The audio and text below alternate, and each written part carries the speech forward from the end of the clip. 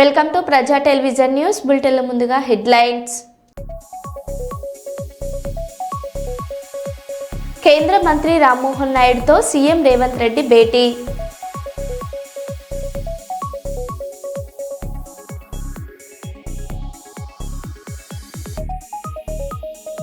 శ్రీశైలం రాష్ట్ర ప్రభుత్వం తరపున శ్రీ బ్రహ్మరాంబ మల్లికార్జున స్వామి అమ్మవార్లకు పట్టు వస్త్రాలు సమర్పించిన దేవాదాయ శాఖ మంత్రి ఆనం రామనారాయణ రెడ్డి. నంద్యాల మోయిని బజార్లోని హెచ్ఎం జ్యువెలరీ షాప్లో చోరీ.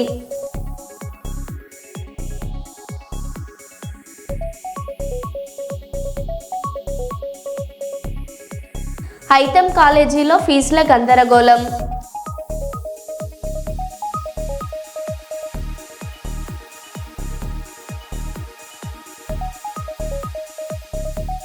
కర్నూలు నగరంలోని ఉస్మానియా కళాశాల వేదికగా వక్ఫ్ చట్టాలపై అవగాహన సదస్సు.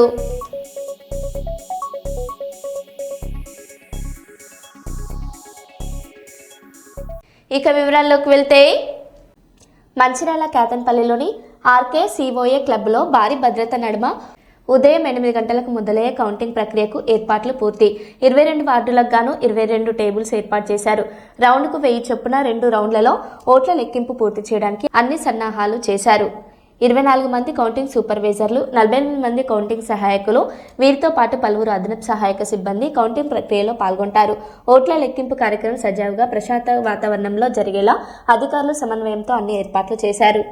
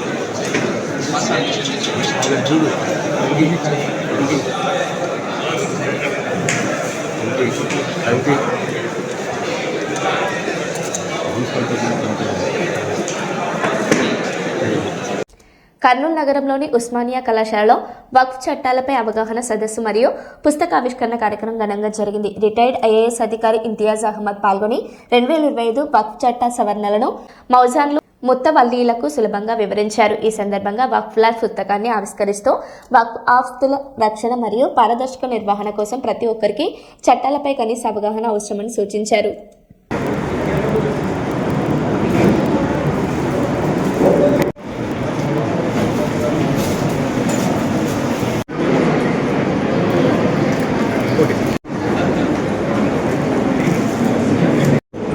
ఆత్మ విషయమై దీనులైన వారు ధన్యులు, పరలోక రాజ్యము వారిది. దుఃఖపడు వారు ధన్యులు, వారు ఓదార్చబడతారు.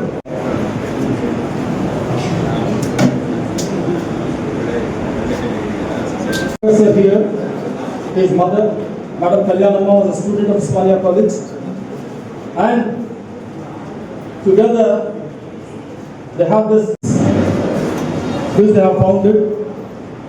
And believe me if I say, there is a fantastic story.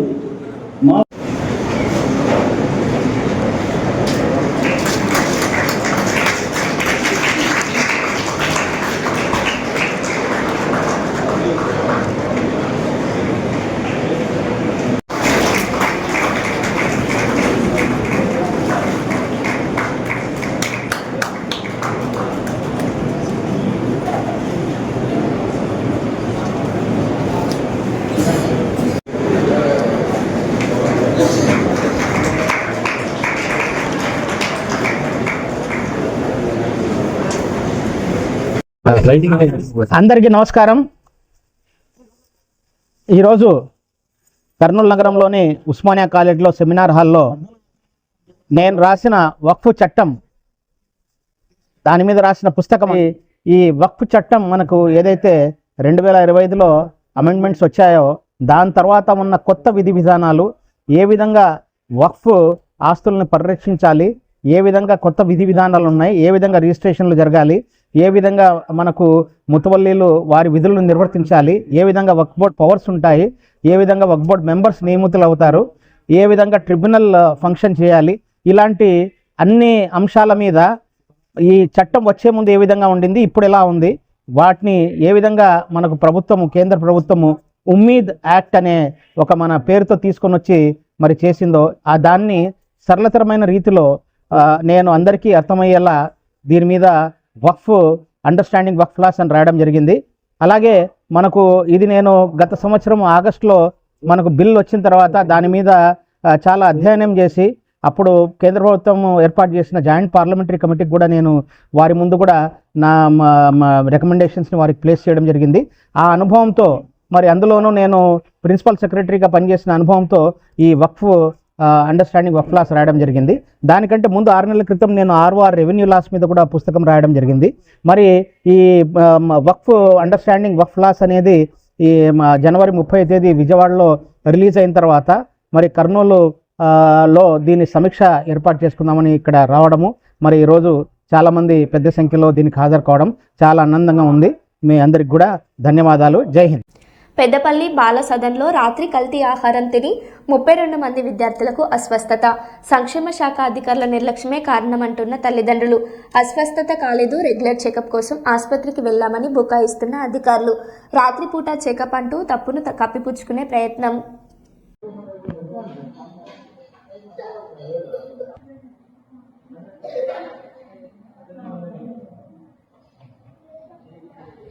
చెప్తున్నారు కదా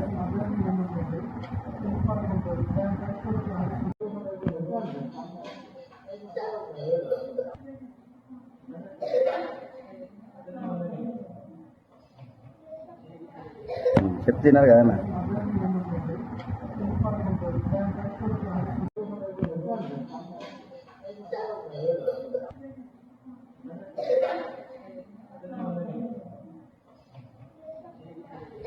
చెప్తున్నారు కదా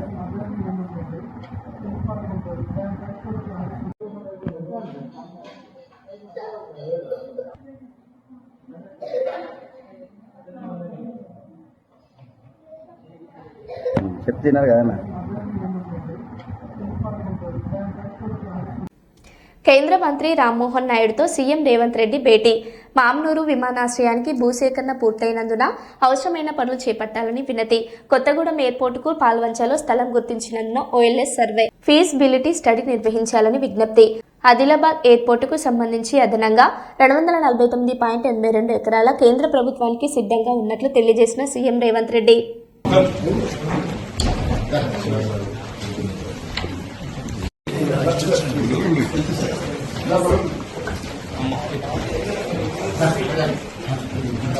मैं भेज दूंगा सर.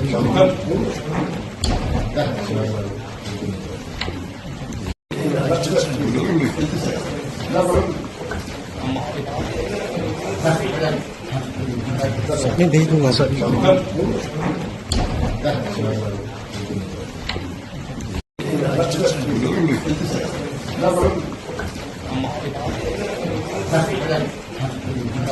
मैं भेज दूंगा सर.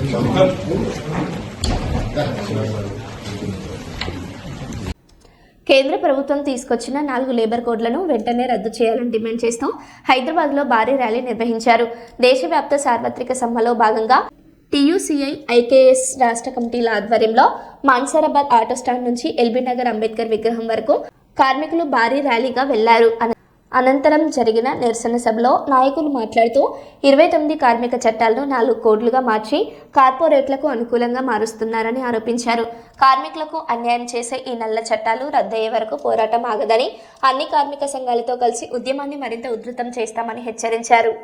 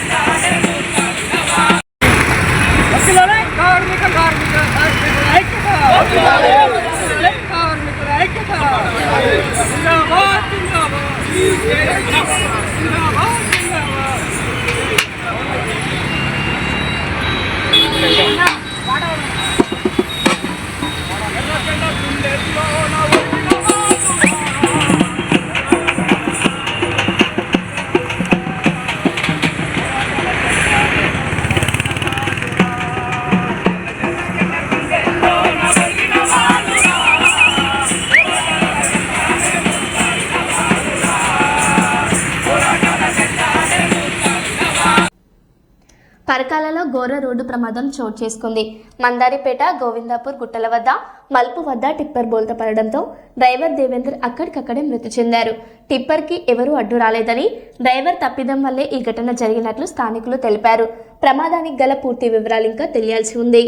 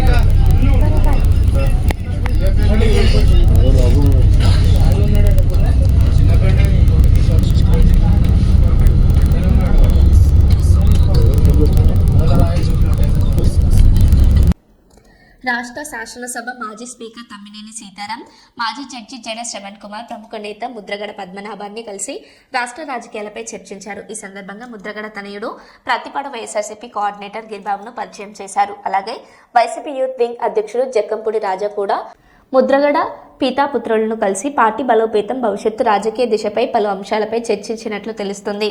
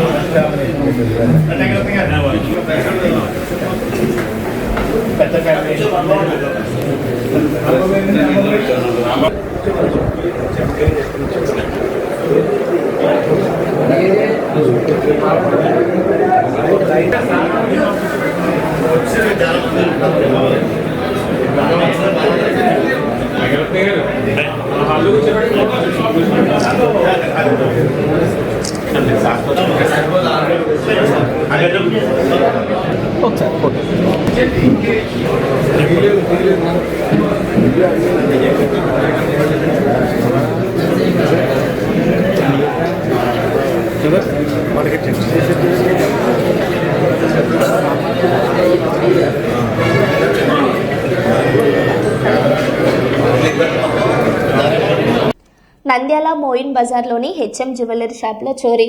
కాళ్ల పట్టీలు కొనుగోలు చేయడానికి వచ్చి చోరీకి పాల్పడిన మహిళలు. సీసీటీవీలో రికార్డైన దొంగతనం.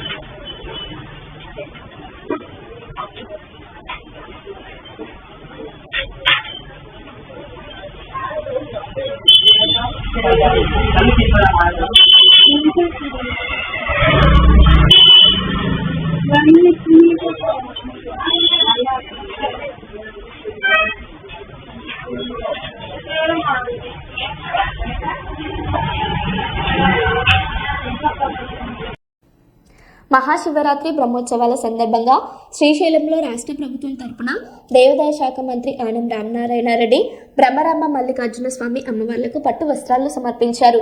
దేశవ్యాప్తంగా ప్రసిద్ధి చెందిన ఈ శైవ క్షేత్రానికి భారీగా తరలివస్తున్న భక్తులకు అన్ని సౌకర్యాలు కల్పిస్తున్నామని మంత్రి తెలిపారు.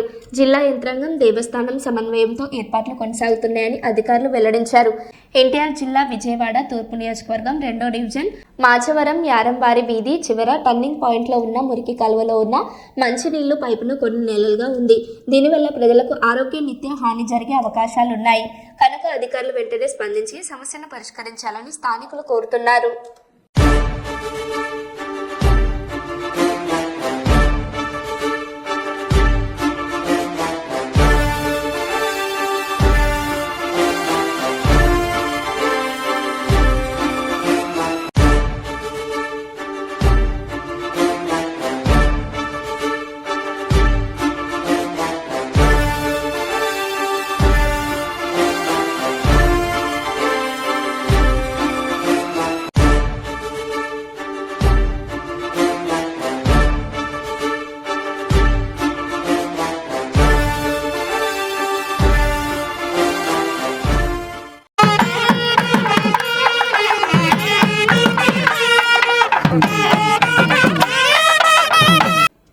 ఐతం కాలేజీలో ఫీజుల గందరగోళం. కొత్తగా వచ్చిన జీవో ప్రకారం ఫీజులను కట్టాలంటూ విద్యార్థులపై ఒత్తిడి. ఫీజులు కట్టకపోతే పరీక్షలు రాయనివ్వమంటూ బెదిరింపులు. మీడియా ఎంటర్ అవ్వడంతో రూట్ మార్చి మీటింగ్ హాల్లో విద్యార్థులతో సర్ది చెప్పే ప్రయత్నం చేసిన డైరెక్టర్ నాగేశ్వరరావు. పలువురు విద్యార్థులు మాట్లాడుతూ 2023-24కి సంబంధించిన ఫీజులను కూడా ఇప్పటి జీవోల ప్రకారం కట్టమంటున్నారని ఆవేదన వ్యక్తం చేస్తున్న విద్యార్థులు.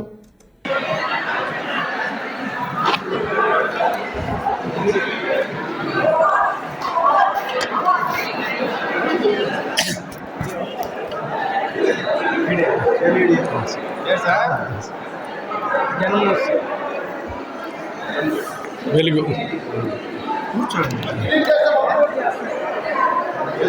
మాట్లాడుతుంది ఇబ్బంది పెట్టేది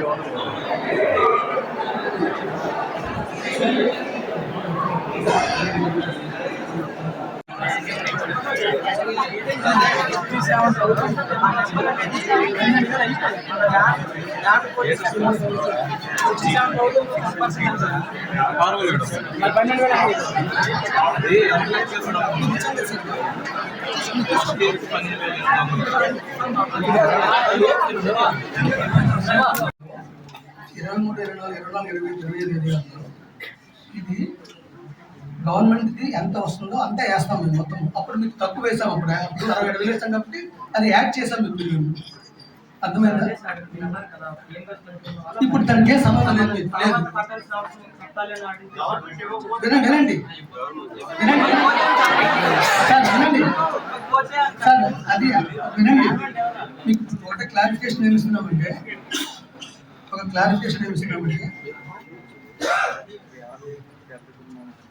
రియంబర్స్మెంట్ వాళ్ళకి ఇప్పుడు ఈ పెరిగిన ఫీజుతో మీకు ఏమీ సంబంధం లేదు అని చెప్తున్నాను. ఫర్దర్ నేను సమాధానం చెప్పలేను. ఇప్పుడైతే దానికి ఏమీ సంబంధం లేదు. Null and void as and it. మీకు అర్థమైందా? మీరు రిలీవ్ అయిన టైంకి అప్పుడు ఏమవుతుందో అప్పుడు నేను చెప్పగలను. ఇప్పుడు ఏం చెప్పలేని డెసిషన్ లేదు.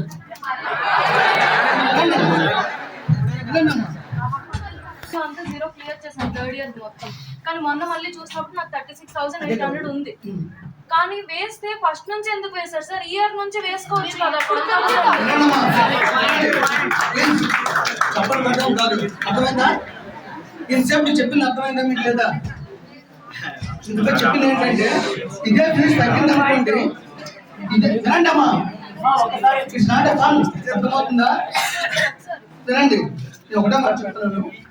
యాజ్ పర్ జియో ప్రకారం 23 నుంచి వేసామని చెప్తాము. గవర్నమెంట్ కూడా అలాగే వేస్తుంది. తగ్గిన ఫీజులు తగ్గించేస్తుంది. కానీ మాకు ఇక్కడ తగ్గలేదు కదా సార్. కానీ పాయింట్ ఏంటంటే మాకు ఫస్ట్ నుంచి మీరు చెప్పాలి కదా సార్ ఇలా ఉంది. అది జియో అనేది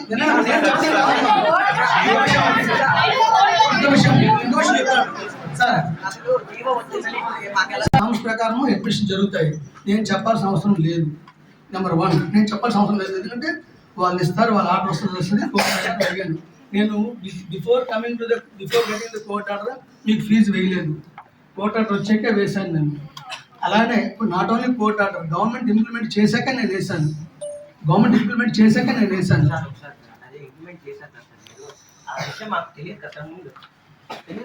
నేను చెప్పాను కదా.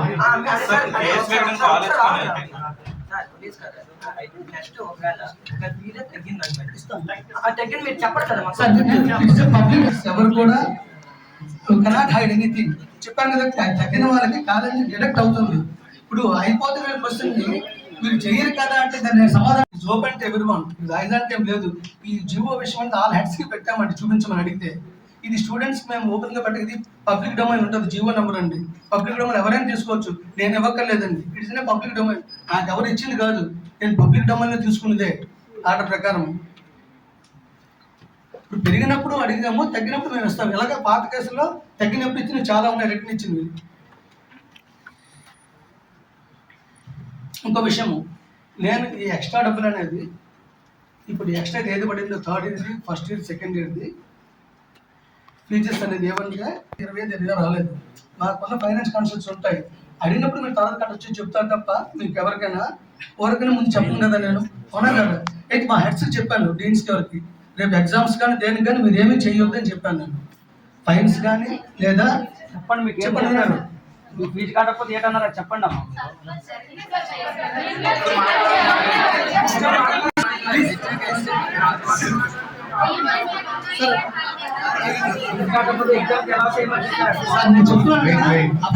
ఫాస్ట్ అండి. ఇప్పుడు ఇది ఎగ్జామ్ అనేది నేను ఆల్రెడీ ప్రసన్న గారిని ప్రిన్సిపల్ ఎదురుగా చెప్పాను. నేను థర్డ్ ఇయర్ పిల్లలకి అప్ టు 50,000 వరకు రియంబర్స్మెంట్ లేని వాళ్ళకి మీరు ఎగ్జామ్ చేయమని చెప్పాము. ఎవరిదని చెప్పాము, అది అలా చేయమని చెప్పాము, ఆపోదని చెప్పాము.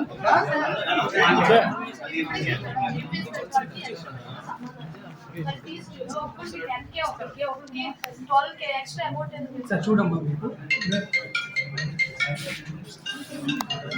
లేదు.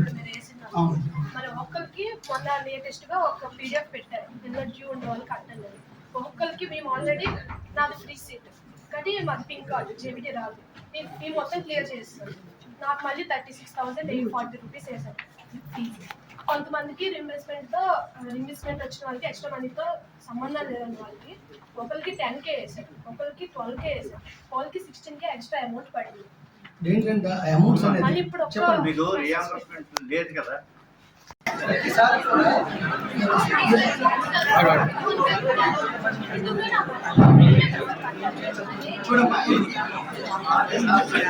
చెప్పింది ఏంటంటే ఒకసారి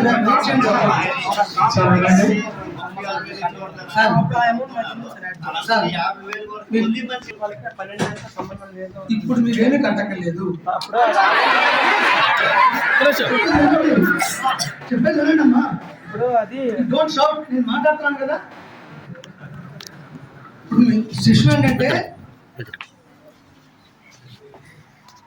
ఒక స్టెప్ తీసుకున్నాం అనుకోండి, మిస్అండర్స్టాండింగ్ ఉందనుకోండి, డైరెక్ట్ క్లాస్ అని చెప్తాను నేను మీకు. ఇప్పుడు నిన్న మనం ఒక స్టెప్ తీసుకున్నాము ఫర్ ఎగ్జాంపుల్, అదేదో మిస్అండర్స్టాండింగ్ వచ్చింది అనుకోండి మీ దగ్గరికి, నేను డైరెక్ట్ క్లారిఫై అన్నాను నేను. ఇప్పుడు మీరు నాకు మీకు మేము అనుకున్నది ఒకటి మీరు అర్థం చేసుకున్న ఒకటి అనుకోండి, కానీ మీరు డైరెక్ట్ క్లారిఫై చెప్పండి. ఈ 12,000 23, 24, 24, 25, 27, 26 మీరు కట్టాల్సిన అవసరం లేదు. సార్ వినండి, అది వాటిలో వేయడానికి వేరే కారణం తప్ప మీకు ఆపడానికి కాదు. అది ఏంటి అంటే కారణం ఏంటంటే ఈ డిఫరెన్స్ అమౌంట్స్ అనేది మేము మా కాలేజ్ మనం చేసినప్పుడు రియంబర్స్మెంట్ ఉన్న మాకు యాక్చువల్ ఫిగర్ తెలియడానికి మొత్తం అలా వేస్తాం మేము. అది మిమ్మల్ని ఆపమని కాదు, అర్థమైందా? రియంబర్స్మెంట్ ఉన్న 23, 24 ఫీజు లేదు సార్. ఒకసారి ఆయన చేసే ప్రశ్న చెప్పండి. ఇప్పుడు 12,000 ఏదైతే మా కోట ఉంటే ఒక్కొక్క స్టూడెంట్ క్యాప్ చేశారు సార్ 12,000. ఒకవేళ లాస్ట్ రోజు మేము కట్టని ఇవ్వకపోతే గ్యారంటీ ఏంటి? లేదన్న గ్యారంటీ చెప్తాను. ఒక నిమిషం. ఆంధ్రప్రదేశ్ రాష్ట్రంలోని ఏపీ బార్ కౌన్సిల్ ఎన్నికలలో భాగంగా ఏపీ బార్ కౌన్సిల్ సభ్యుడిగా పోటీ చేస్తున్న ఎం సుబ్బయ్య 120పై ఎస్సీ, ఎస్టీ, బీసీ, మైనార్టీ న్యాయవాదులు ఓట్లు వేశారని, ఏపీ బార్ కౌన్సిల్ సభ్యుడిగా గెలవడం ఖాయమని కర్నూలు జిల్లా బార్ అసోసియేషన్ మాజీ అధ్యక్షులు సీనియర్ న్యాయవాది ఎం సుబ్బయ్య హర్షం వ్యక్తం చేశారు. తనకు ఓటు వేసిన న్యాయవాదులందరికీ ఎం సుబ్బయ్య కృతజ్ఞతలు తెలిపారు.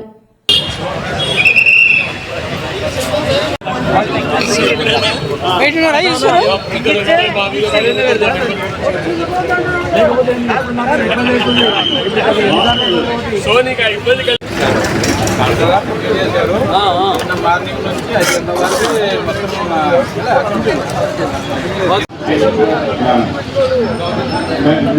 దయచేసి ఆల్ మెంబర్స్ ఒక 1 minute ఇంకా ఉంది.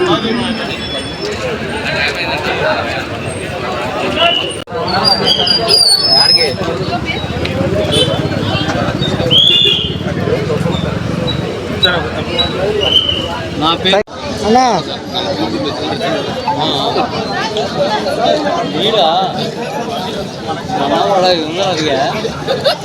సుబ్బయ్య, ఆంధ్రప్రదేశ్ బార్ కౌన్సిల్ ఎన్నికల్లో కంటెస్ట్ చేస్తూ ఉన్నాను. నా పేరు నా యొక్క serial number 120. Telangana bar council ఎన్నికల్లో చాలామంది న్యాయవాదులు కన్ఫ్యూజ్ అయ్యి ఈ యొక్క స్పెల్లింగ్ మిస్టేక్ వల్ల స్మాల్ లెటర్స్ రాయడం వల్ల దాదాపు 40% ఓట్లు ఇన్వాల్వ్ అయినాయి. అయితే మేము ఇక్కడ కర్నూలులో ఆంధ్రప్రదేశ్లో బాగా చైతన్యం తీసుకొని వచ్చి ఎక్కువ ఓట్లు ఇన్వాల్వ్ కాకుండా మేము అన్ని విధాలుగా శిక్షణ కార్యక్రమాలు పెట్టి దాన్ని నివారించడానికి మేము చాలా కృషి చేశాము. కాబట్టి నాకు ఈ యొక్క ఆంధ్రప్రదేశ్ బార్ కౌన్సిల్ ఎన్నికల్లో గెలవడానికి చాలా అద్భుతమైన అవకాశాలు ఉన్నాయి. నాకు సీనియర్లు, ఉమెన్ అడ్వకేట్లు, ముస్లింలు, దళిత అడ్వకేట్లు అందరూ నాకు సహకరిస్తున్నారు, బీసీలు. కాబట్టి నేను గెలిచిన తర్వాత ఈ యొక్క బార్ కౌన్సిల్ ఎలక్షన్లో విప్లవాత్మకమైనటువంటి మార్పులు తీసుకోవడానికి ప్రయత్నం చేస్తానని ఈ సందర్భంగా మనం చేసుకుంటున్నాను. Thank you very much. Bye. మరో బులెటిన్లో మళ్ళీ కలుద్దాం. Stay tune.